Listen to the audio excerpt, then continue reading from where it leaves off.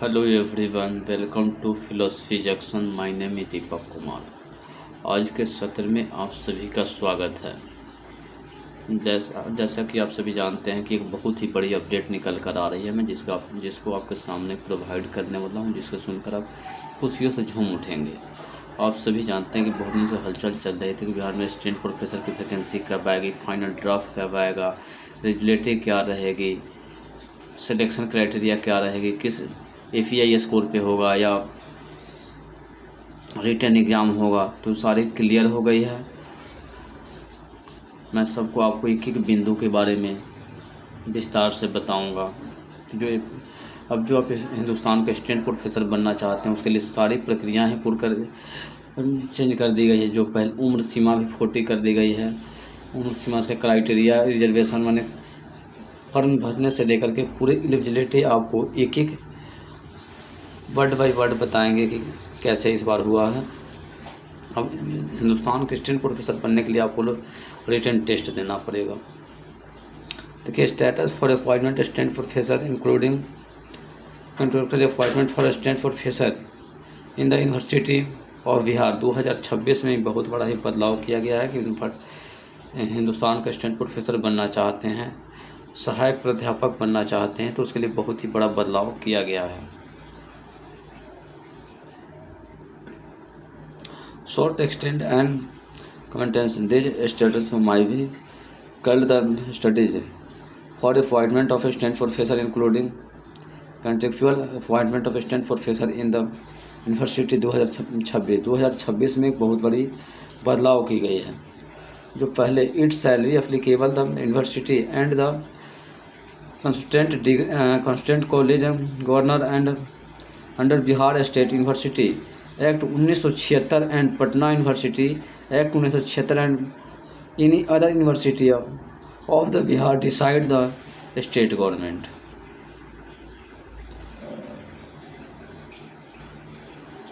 उसके बाद आप आइए कि आपके लिए जो department means of higher education, department government of Bihar, member of Bihar state university service commission, विश्वविद्यालय सेवा अनुदान आयोग द्वारा any other commission authorise by the state government Bihar requirement of assistant professor in the university of Bihar. Net का मतलब होता है national eligibility test, राष्ट्रीय पात्रता परीक्षा फॉर असिस्टेंट प्रोफेसरशिप। लेकिन अब आपको इसके बदले होगा स्लेट या सेट मीन्स। स्लेट का मतलब होता है state level eligibility test conducted by the Bihar government of the help of the purpose state government means of state government of Bihar. इस स्लेट का मतलब आपने देख लिया कि स्टेट लेवल एलिजिबिलिटी टेस्ट होगा। इस सेट का मतलब ही वही होता है, स्टेट एलिजिबिलिटी टेस्ट, कि आप हिंदुस्तान के असिस्टेंट प्रोफेसर के लिए काबिल हो गए या आप योग्यता हो गई।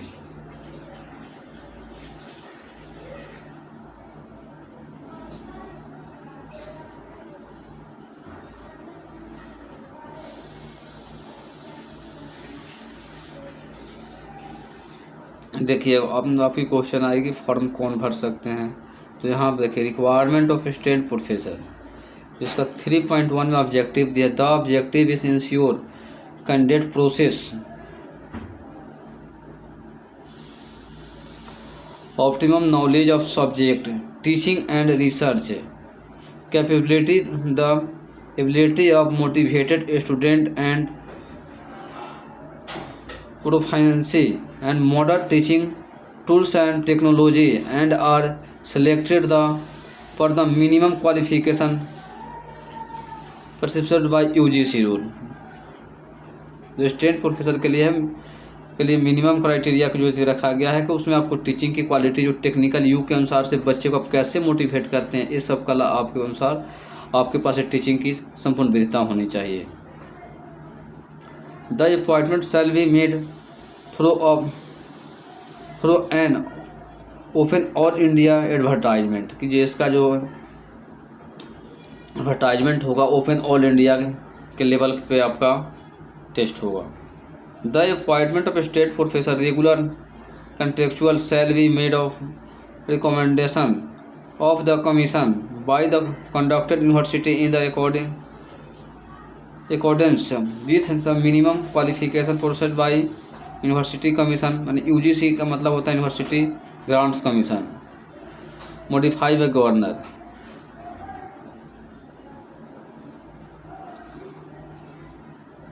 एंट्रेंस क्वालिफाई कर देखिए कि आप फॉर्म भरने के लिए कौन कौन से भर सकते हैं।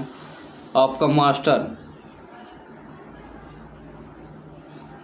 मास्टर यानी पीजी में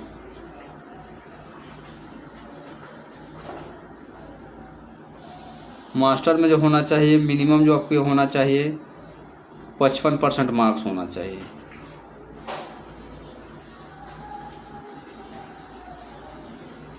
मास्टर में आपके पास मिनिमम 55% मार्क्स होना चाहिए। ये मास्टर विथ है मिनिमम 55% मार्क्स और एन इवेल्युएशन गाइडन जो आपको जो फॉर्म भरने के लिए डेटी रहेगी आपको मास्टर कम से कम आपको किसी भी स्टेट या सेंट्रल यूनिवर्सिटी किसी भी आपको मास्टर में कम से कम 55% मार्क्स होने चाहिए। और रिलैक्सेशन देखिए कि आपको 5% का छूट भी मिलेगा minimum qualification master degree of eligible.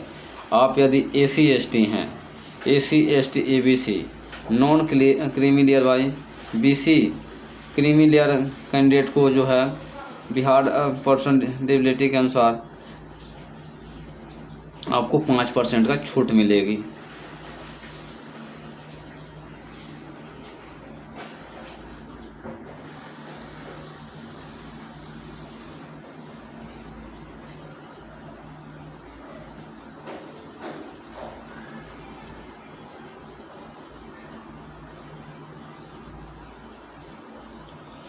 उसमें भी शर्त रखा गया है further provide the candidate registered the PhD program फ्रीयर of importation UGC regulation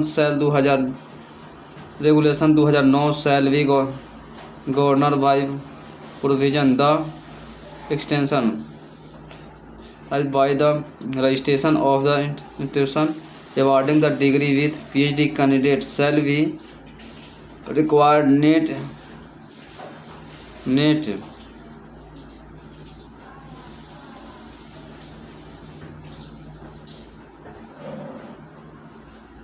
state level eligibility test या स्लेट या state conducted by Bihar government list Bihar for purpose subject fulfilment the following candidate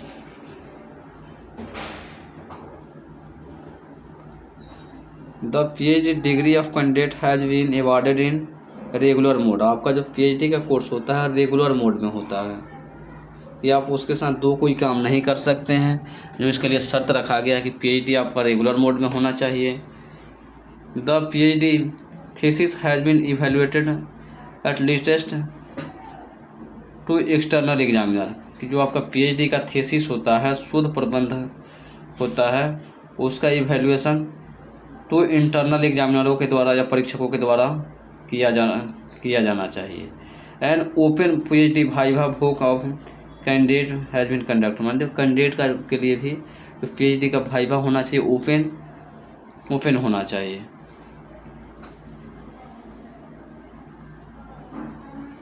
The candidate has been published to research paper from the her PhD work out of which the latest one refereed journal कि इनका कहने का मतलब हुआ कि आपके पूरे PhD research work के दौरान आपका 2 पेपर पब्लिश होना चाहिए जिसमें मिनिमम कम से कम 1 पेपर आपको रेफर्ड जर्नल में होना चाहिए। The candidate has been presented latest 2 papers based on his her PhD work in conference seminar Sponner Foundation supported by the UGC ICSSR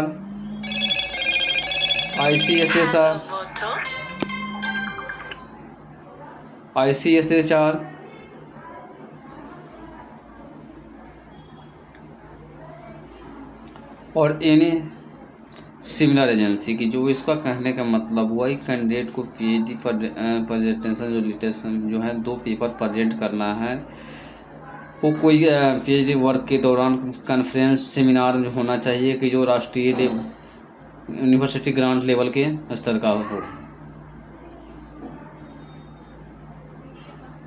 आप समझ ही गए होंगे कि आप देखिए कि पहले था कि आपके पास नेट पीएचडी होना नेसेसरी था, लेकिन अब तो आपको अगर पीएचडी आपको 2 मोडों की, अगर 2 रेगुलर मोड में है, उसका फुलफिल क्राइटेरिया किए हैं, तो आपको मिनिमम आपके पास पीएचडी डिग्री होगा तो वही फॉर्म भरने के लिए एलिजिबल होंगे।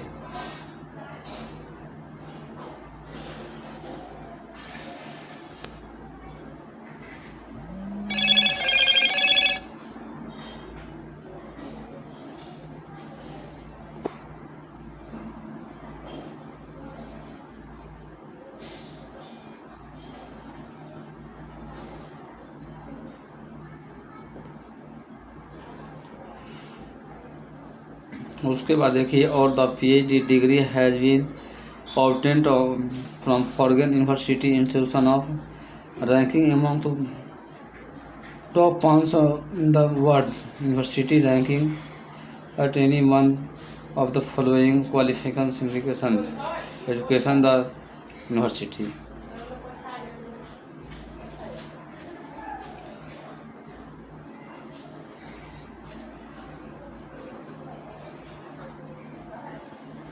अब आपका एज लिमिट भी कर दिया गया है।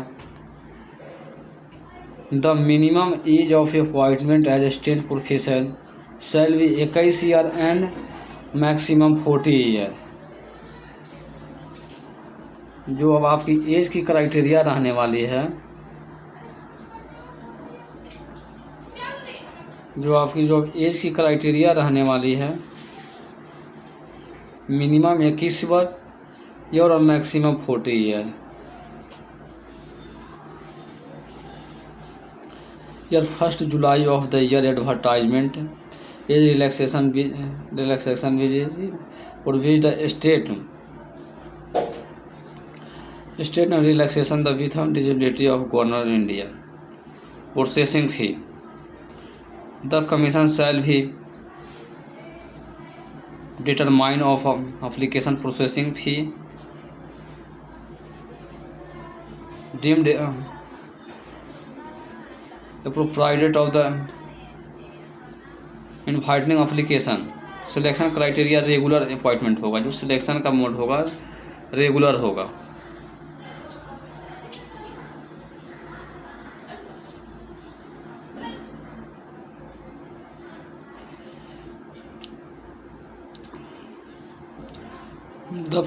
The final selection candidate shall be made of basic of written examination and interview। जैसा कि है कि पहले था कि API स्कोर पे सहायक प्राध्यापक की बहालियाँ हो जाती थी, लेकिन अभी आपको रिटन एग्ज़ाम माने लिखित एग्ज़ाम देना पड़ेगा, जिसमें 200 नंबर का जो है आपको जो टोटल मार्क्स है सहायक प्राध्यापक की सिलेक्शन के लिए, उसमें मार्क्सों का विभाजन किया गया है।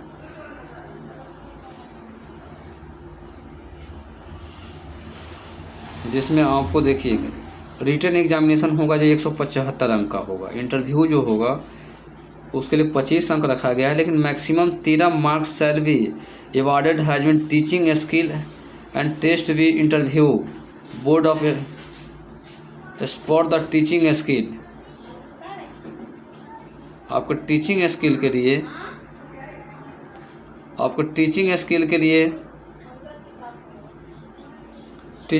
के लिए 13 नंबर रखा गया है और 12 number marks shall be awarded interview instruction of the interview board.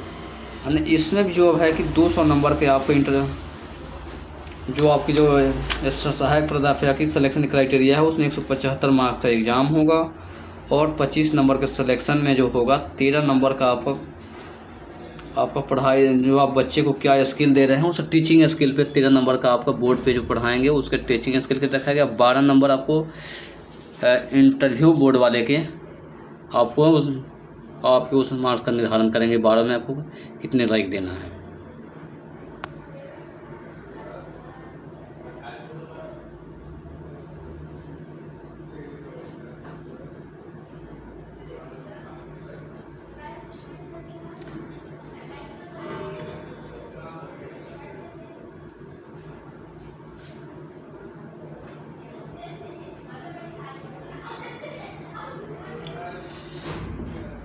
मैं तो आप समझ ही गया हूँ कि जैसा कि आप सभी आपको जो मैंने जो बताया उसमें आपको टू द पॉइंट बताया कि कैसे कैसे सिलेक्शन की प्रक्रिया रहेगी। उसमें नंबर ऑफ़ कैंडिडेट को call of interview, number basis के आधार पर कैंडिडेट को इंटरव्यू के लिए बुलाया जाएगा। इंटरव्यू बोर्ड के लिए जो है जो more one interview board for every any subject any conducted as per the need of completed purpose of full fixed timeline के अनुसार जो भी कुछ हुआ मेरिट में भी होगा कि आप देखिए कि सबसे ज़्यादा मार्क्स वाले जो रहेंगे एज के अनुसार उन सभी का सिलेक्शन, जैसे बिहार पुलिस में भी देखते होंगे कि मार्क्स के अनुसार जो ज़्यादा मार्क्स वाले हैं उसके बाद यदि मार्क्स डेट ऑफ बर्थ का रिलैक्सेशन दे करके उनकी मेरिट लिस्ट बनेगी।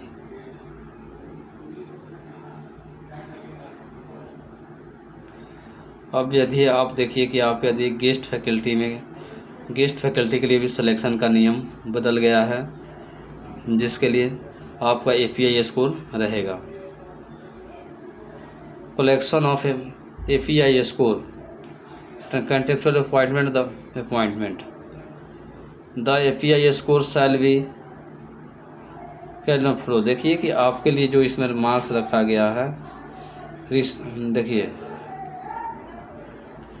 रिसर्च के लिए जो 22 नंबर है उसमें PhD 11 नंबर है, GRF 11 नंबर है, नेट को 8 नंबर दिया। Subject to be following combination PhD plus GRF है आपके पास तो आपको 22 अंक मिलेंगे, PhD प्लस नेट हैं तो 19 नंबर मिलेंगे। पोस्ट ग्रेजुएशन के लिए 26 नंबर मैक्सिमम रखा गया है। 26 नंबर किनको मिलेंगे? जिनका पोस्ट ग्रेजुएशन में स्नातकोत्तर में 80% एबव 80% से ज़्यादा मार्क्स होगा उस कैंडिडेट को 26 नंबर दिए जाएंगे। जिन कैंडिडेट का 70% होगा उन कैंडिडेट को 23 नंबर प्रदान किए जाएंगे। जिन कैंडिडेट का 60% होगा उन्हें 20 नंबर प्रदान किए। जिनका 55 से 60 होगा उनको 17 नंबर दिए जाएंगे। जिनका 50 से 60 होगा उनको भी 17 नंबर प्रदान किए जाएंगे। Applicable of only for candidates belong of the AC and the ST category. उसके बाद पोस्ट ग्रेजुएशन के लिए मैक्सिमम 17 नंबर रखा गया है। 80% यदि आपका 80% से एबव है तो 17 पूरे 17 का 17 नंबर मिलेंगे। 70% आपके यहाँ तो 15 नंबर मिलेंगे। 60% है तो आपको 13 नंबर प्रदान किए जाएंगे। 55% यदि आपका स्नातकोत्तर में है स्नातक में है, जिसको BA बोलते हैं, बैचलर ऑफ आर्ट्स, उसमें यदि आपको 55% है तो 11 नंबर, 45% है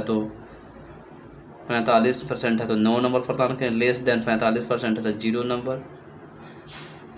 इंटरमीडिएट में यानी 10+2 में आपको 13 मार्क्स निर्धारित किए गए हैं। उसी तरह यहाँ है तो मैट्रिक में भी 10 मार्क आपको निर्धारित किए गए हैं। उसके बाद गेस्ट फैकल्टी में भी जो इंटरव्यू के बेस पे अपॉइंटमेंट इंटरव्यू और API के बेस पे अपॉइंटमेंट जो होगा, इंटरव्यू के लिए 12 नंबर निर्धारित किए गए हैं, जिसका 2 पार्टों में है 6 number. Maximum marks shall be awarded based on teaching skill. जो आपको टीचिंग स्किल है उसके लिए 6 नंबर निर्धारित किए गए हैं। उसका इंटरव्यू बोर्ड में जो इंटरव्यूअर रहेंगे वो आपको 6 मार्क्स, उनके लिए 6 मार्क्स रखा गया है।